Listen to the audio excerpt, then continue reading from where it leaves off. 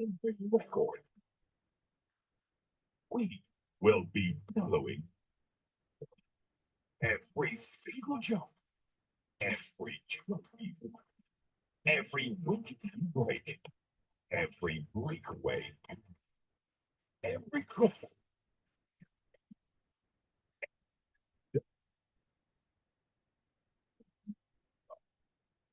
no, every victory, every single sport will be, you know, Inside the locker room.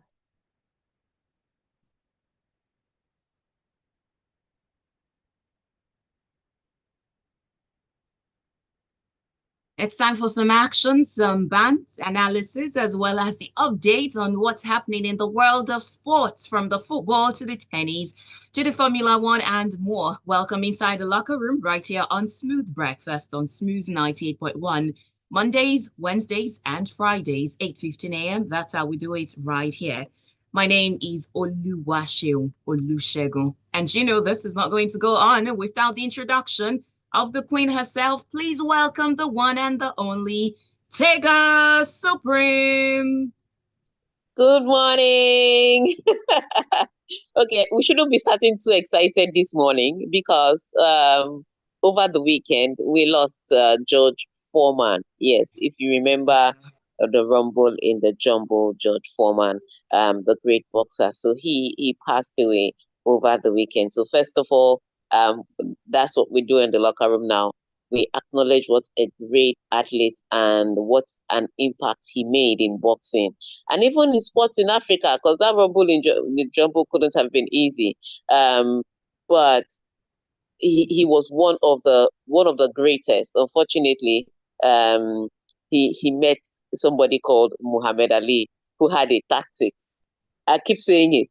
I don't think that on that day George Foreman could have lost the fight. I'm just saying that on that day Muhammad Ali just had the better tactics and he came out tops. All right. So again, that's one of the thing about being the world's greatest. It's not that you always overpower. Sometimes it's that you outmaneuver. Um, but yes, we lost George Foreman over the weekend, and I want to say it's a celebration of life. But I recognize that his family members would really have loved not to lose him. So condolences to the family. But that's the first news we mentioned on locker room today. All right. So after mentioning that news, nothing else to say. But Sheon, tell us, how can we be a part of the locker room this morning as we go through the rest of the show?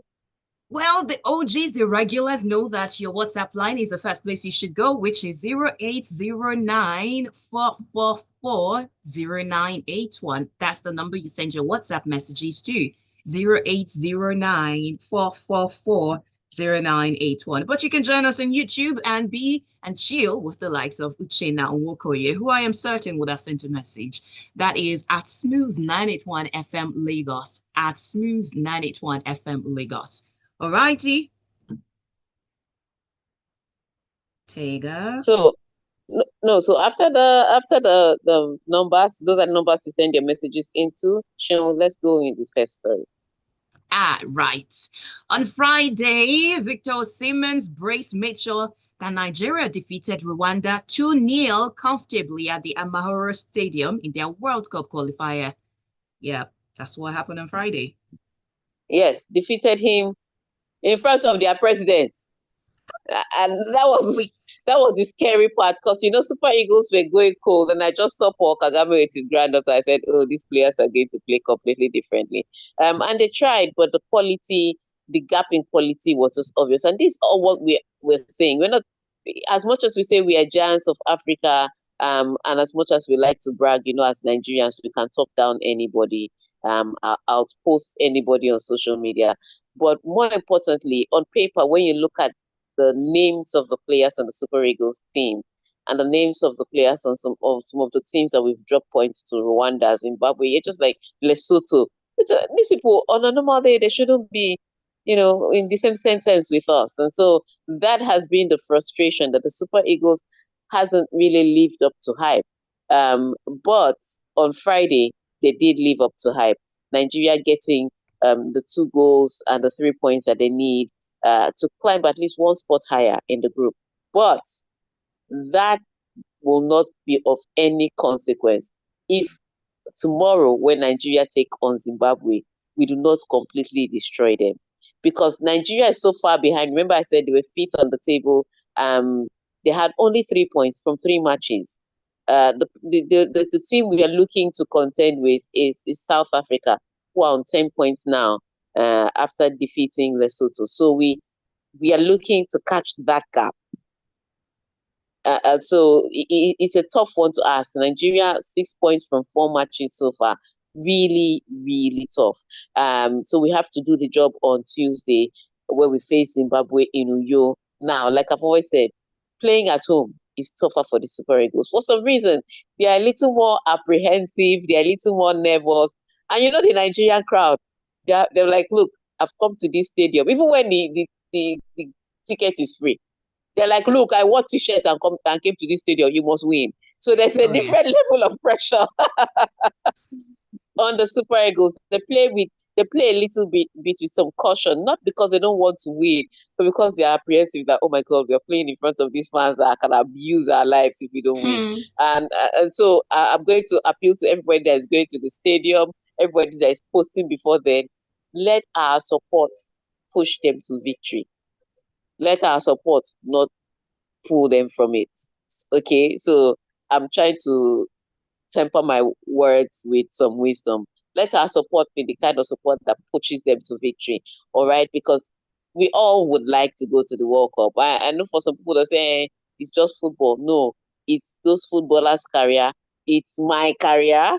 I'm begging you so that I can go to America to cover, because you know how it is.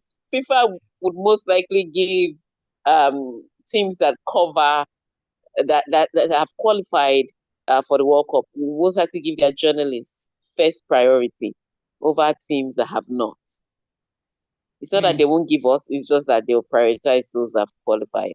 All right. So please, please, please, I beg of you, let's all go to America together. All right. On that note, let's take your thoughts. How did you see the Super Eagles and Eric Shell's performance in the first match? Rwanda versus Nigeria was his first match. How did you see the performance? And how do you think they will go on from here on Tuesday? The numbers to send your messages to are 0809-444-0981. Again, 0809-444-0981. I remember some predictions from the weekend where someone said 5-1 and 5-1. How do you want to beat somebody 5-1? Well, you can, but Ghana did it, but it's not Rwanda in front of Paul Kagame. Sorry. All right, let's race to the next story. And this is about Lewis Hamilton and his counterparts, Charles, or his colleague. Ferrari drivers Charles and Lewis Hamilton were disqualified from the Chinese Formula One Grand Prix after their cars failed post-race checks on Sunday. And this is the welcome to Ferrari. Like I said before, it's not about whether Ferrari is fast. It's all the decision making that they take on that pit wall and in the garage that is a problem. So the sprint qualifying, Lewis Hamilton got pole. Sprint race, he was able to win the race after he won the sprint race. So the sprint race is earlier in the day. The qualifying for the main race is later in the evening. These people carried the car into the garage and went to fiddle with the car. Who told you to touch the car? Why didn't you just leave it as it was? That's how they fiddled with it, and they said they changed some things to see if it can make it faster. Yada, yada, yada. They got into qualifying. Ferrari had no pace. From winning sprint earlier in the day to struggling to stay in Q1, Q2, and Q3, they eventually ended up 4th and 5th on the grid because they really didn't have the pace for the main race. Finished the race in 5th and 6th because, again, they didn't have good race pace, and they now made a poor decision concerning their tires, which allowed Max Verstappen to overtake them, both cars eventually. only for them to say, okay, let's manage this 5th and 6th position. The drivers have driven their job well. They now went to park their cars. Of course, there's a post-race checks. They found out that that Charles Leclerc's car was lighter. All cars should come in at 800 kg and above. His car came in at 799 kg. Wow. They were saying, oh, tire wear, the broken front wing, all the story. But excuses. At the end of the day, the car came in 1 kg lighter. As if that was not bad enough, they thought Lewis Hamilton had sailed through, only for them to find out that his rear skid was smaller than was required. It's supposed to be 9 mm. The thickness is supposed to be 9 mm. He came in with 8.65 mm, and they said, oh, it was an honest mistake. There was no advantage gained, Seth. So why did you cost your team points? So that's what I was saying, that when Lewis Hamilton was talking about we'll be able to catch up with McLaren, I said, oh God, that's not the problem. The problem is in your garage. You're like village people in that garage. If the strategy is not poor, it is because the things that disqualified both of them had nothing to do with both of them. Well, apart from Charles Leclerc, but it had nothing to do with Lewis Hamilton. His own is to enter the car and drive. Why is that measurement 8.65 instead of 9? What's that 0.5 going to give you? 0.5 mm. So here we are.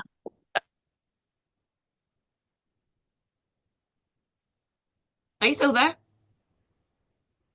No, she's not. With the problems that Lewis Hamilton. It's not. Hello, can you hear me? I said it's not the stewards. It's not the other competitors on the racetrack. It is the Ferrari in the garage that will be Lewis Hamilton's and Charles Leclerc's biggest problem this season. And the village people with them. We move on to tennis now, and this one, former champion Iga, and a 7-6, 2-6-1 over win over Elise Mertens on Sunday. That put the Polish second seed into the last 16 at the Miami Open. Yes, so the Miami Open still going on. I know I was talking about the WTA being the wild, wild west, but it's the ATP where all the names have been falling. You know, WTA, Sabalenka is through.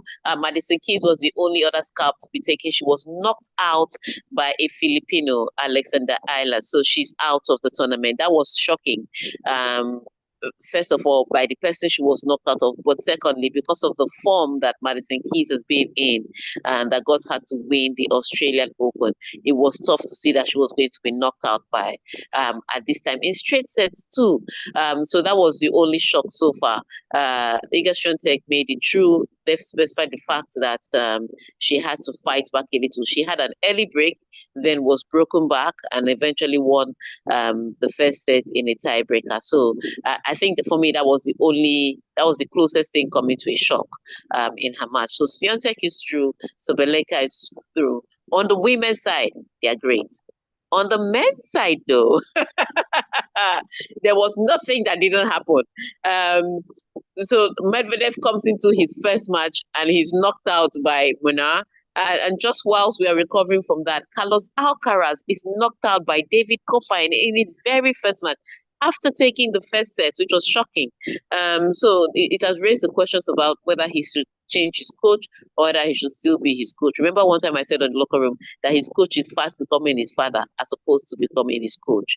It's beginning to look like other people are catching up because there's that call. So Carlos Alcaraz was knocked out by David Goffin, who was now knocked out yesterday by a qualifier. So it is really the wild, wild west in Miami Open. But yes, so far so good. Novak Djokovic was able to make it through despite a tough second set, but he was through in straight sets to the next round. So he's still there, but it's not looking as easy for him as it has been over the years. But then again, it's 37, 38. So yeah, expected.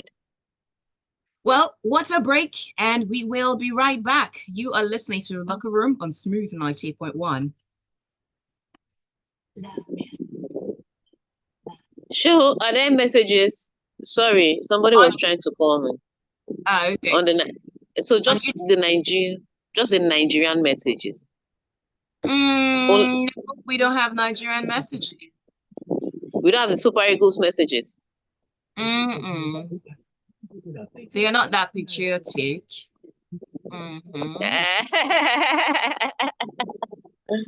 Okay, so I wanted us to take the Nigerian messages first, but if there are no Nigerian messages, then we'll just take one message and then we'll continue with the stories. Existing customers for terms and conditions. Union Bank, your simpler, smarter bank. See how I'm using Onojaife as you keep pressing star 321 hash on your phone. It's not credit that you want to borrow from Glow. Yes, now. Well, I'm back for this week. And after this week, I'll be glad to be back. To sleep some more. You know this, Tega. Oh my God.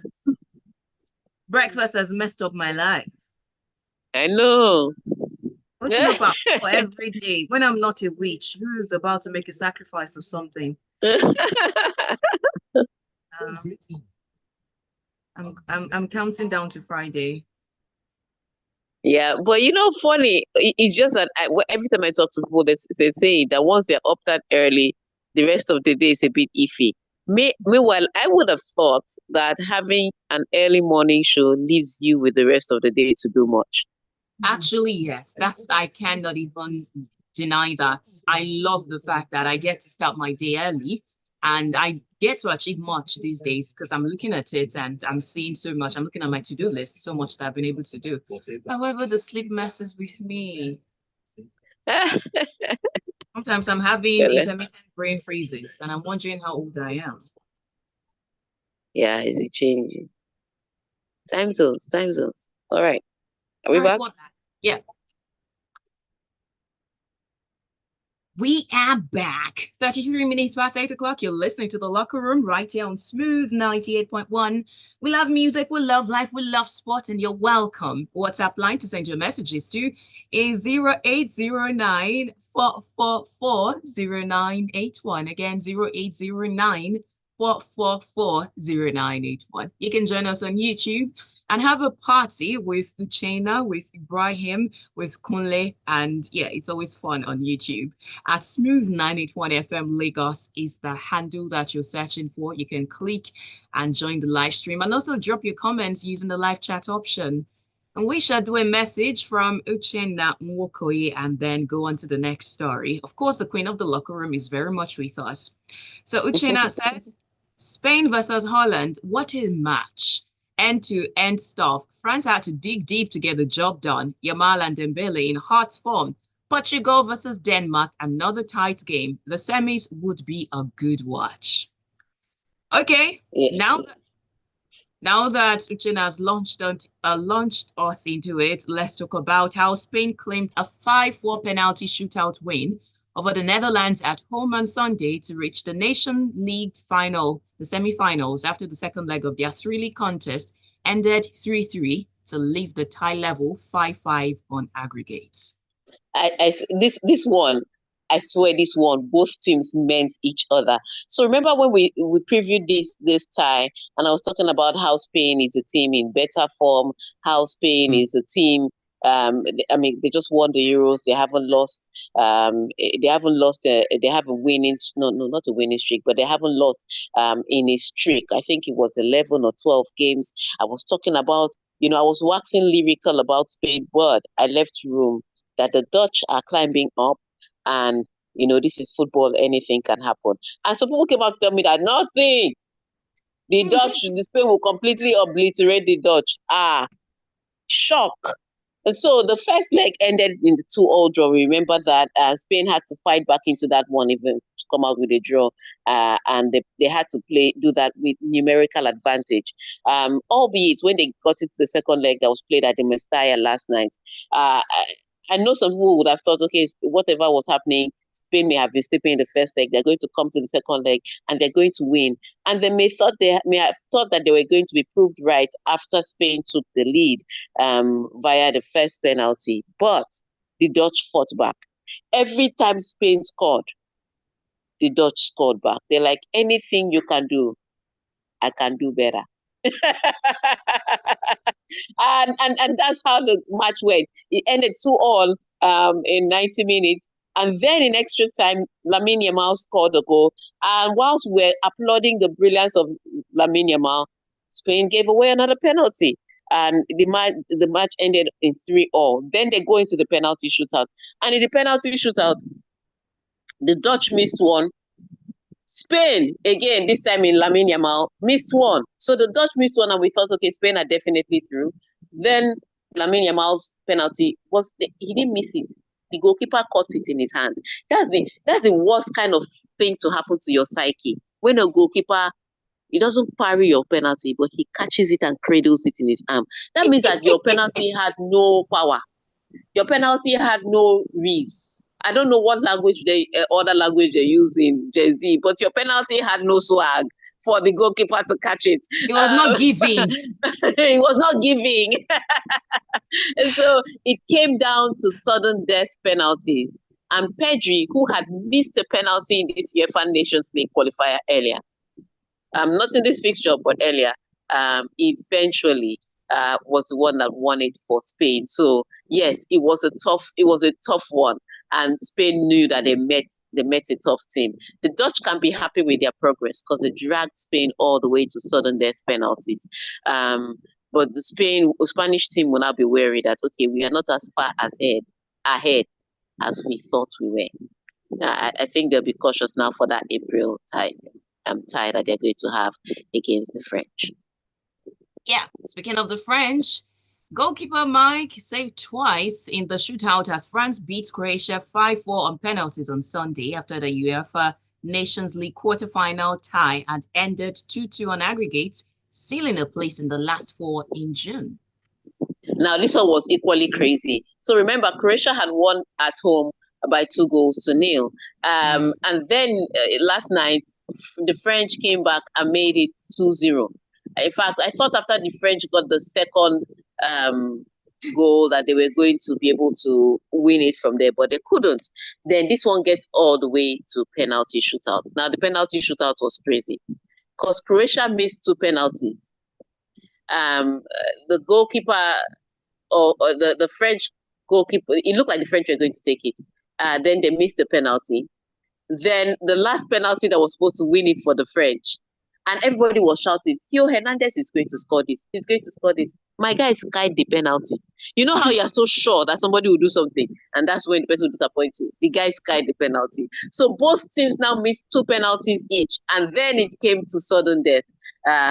Goalkeeper saved the Croatian penalty, and Upamecano scored his own penalty. So again, Croatia dragging the French all the way to sudden death. And that's what makes for the next matchup interesting because the semi-finals are going to be wicked. I like it when the big teams face each other when it comes to the business end of a tournament.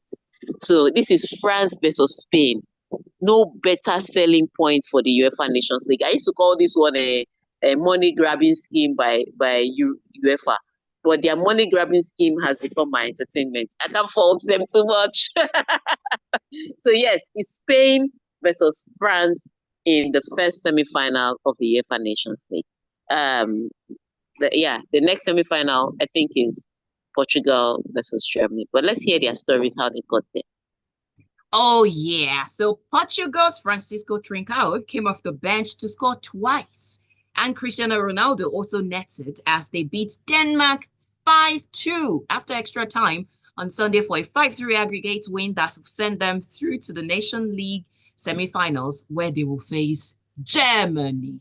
Yes, this was another, again, like I said, it's like Europe woke up yesterday and decided we are going to dominate the headlines because this was another one that was wicked. So first leg, Denmark had won by 1-0 at home. I didn't think it was going to be enough to get them through because 1-0 is such a deceptive scoreline.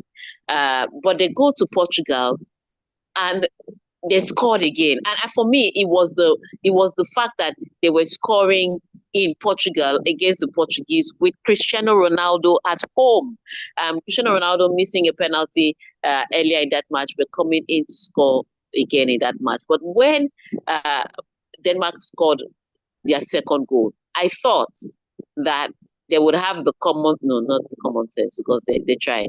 I thought that they would at least put their best effort into trying to hold on to that, because once it got into extra time, they didn't have the gas in their tank or the quality on their bench to contend with the Portuguese. You know, it was, if they were going to stun or upset the Portuguese, it was to do it in regulation time, to allow the Portuguese to come in and score that goal by Trincao. It was always going to be a journey too far for them to try and beat Portugal in extra time. They just didn't have it in them.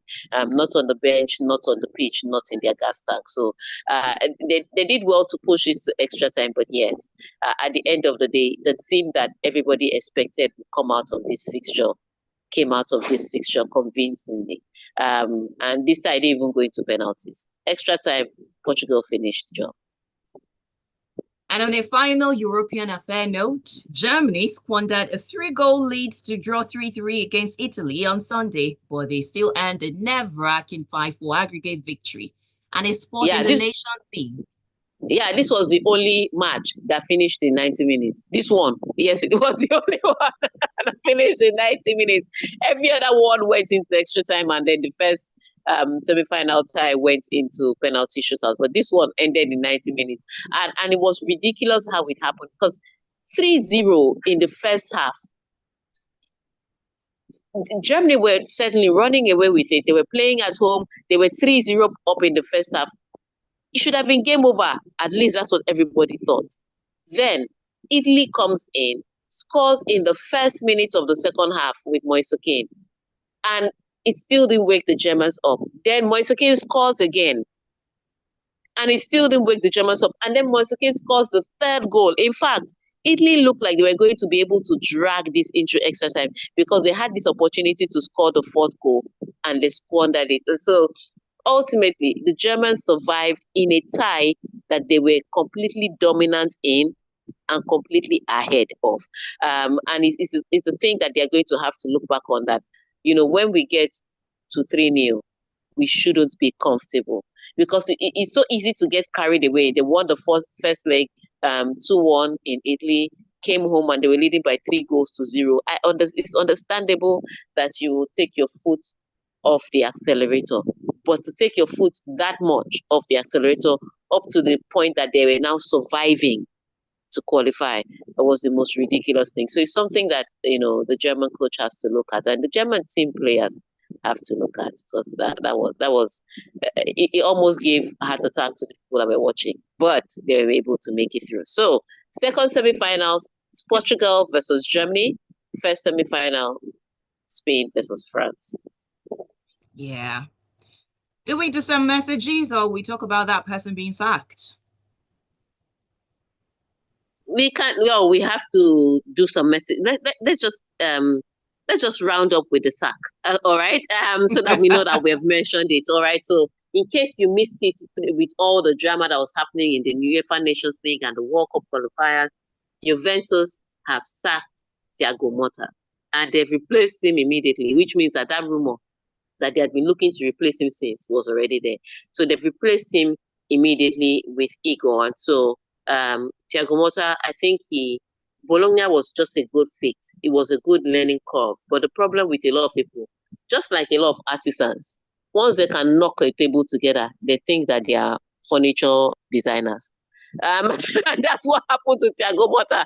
He didn't even finish his what they call it, apprenticeship, and they gave him a big team like Juventus to manage. So it seemed too much for him. On another note, I'll also say this, that Juventus has a really young team. So I don't think this was personal much of a manager thing as much as a manager fit team. Do you understand? It was a young team with a young coach that didn't have as much experience. So I don't think it was really that Thiago Motta is that bad. I think that the fit was asking too much. So young team with older coach, sometimes it works better than young team, young coach, because both of them are now learning who is showing each other the way. Yeah. Yeah, that's what that's for me. That's what I think it came down to. All right, let's take those messages because we're out of time. Okay, so we'll start with YouTube. Chidera O'Day says, I think Yamal gets G3 when he is one-on-one with the goalkeeper. And on WhatsApp, Young. Mohammed said, Tega, you go shalaye for Africa because of your selfish love for Hamilton. But I was very happy Hamilton moved to Ferrari, where he will end his career and face same disgraceful exit Vettel faced when he moved to Ferrari. I remember you not giving Vettel the same excuse you now give for your darling Hamilton. First of all, it's not an excuse, it's fact. Ferrari actually brought a statement out to say, "Oh, we are sorry for the error. We made a mistake." So this is not excuse. This is fact. Okay, Victor says, good morning, Tega and Oluwaseun from Satellite Town. Where is Ayo? Well, Ayo is on the smooth drive. You can catch him from 4 p.m. till 9 p.m. Ronaldo haters are just making noise. He still scored. Fred Adoki says, good morning, beautiful ladies. Great one for the Eagles, and I hope they get the job done tomorrow. As for Thiago Motta, he has shown his immaturity for a big club as Juventus. I hope Igor Tudor brings back my old lady's glory. We hope so too.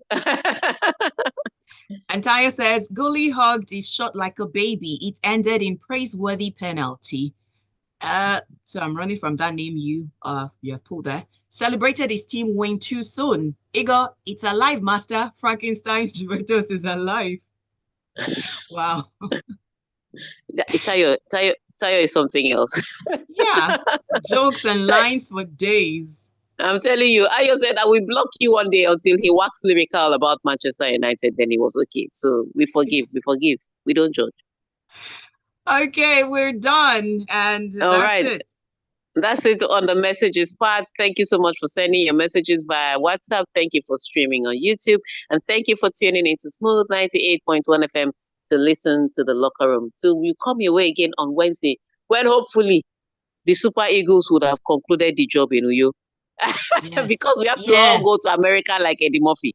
All right? We So are we'll come coming on to your way America. Wednesday. Exactly. Have a fantastic week. Thank you. And the Smooth Breakfast continues because 9 o'clock, Lagos will be talking. My name is Oluwaseun Olusegun. Woo-wee!